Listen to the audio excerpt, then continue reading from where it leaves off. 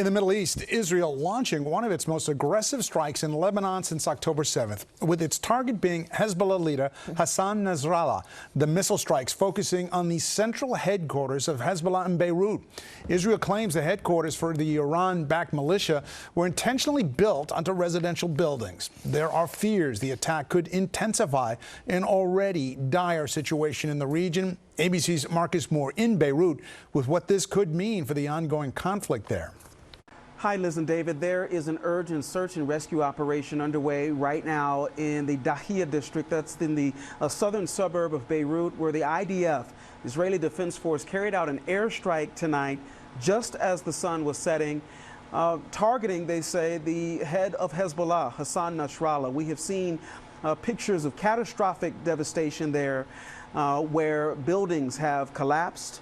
And the Lebanese Health Ministry reports tonight that at least 2 people have been killed and 76 wounded.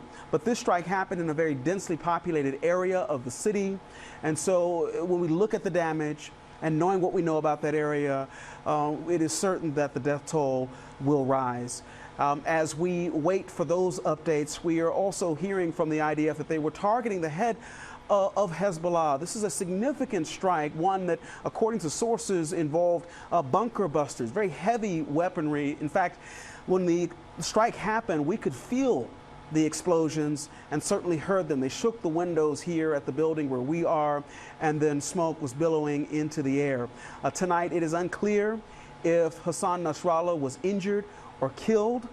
The IDF saying that he was at that location. So far tonight, there's been no comment from Hezbollah on whether Hassan Nasrallah or any other top officials were at that location. But the IDF saying the area that they struck was a headquarters for the group in the midst of their operations. And this strike came about an hour after the Israeli Prime Minister Benjamin Netanyahu spoke to the UN General Assembly in New York, where he reiterated Israel's stance on this, saying that they are in the midst of a war that they are winning and that they must win, and that they will continue to bring the fight to Hezbollah. But in the midst of the airstrikes that we've seen here throughout the week, we know that a number of civilians have been killed. In fact, according to the health ministry here, more than 700 people have been killed, and there have been well over 1,800 injuries in the midst of the airstrikes that continue across the region.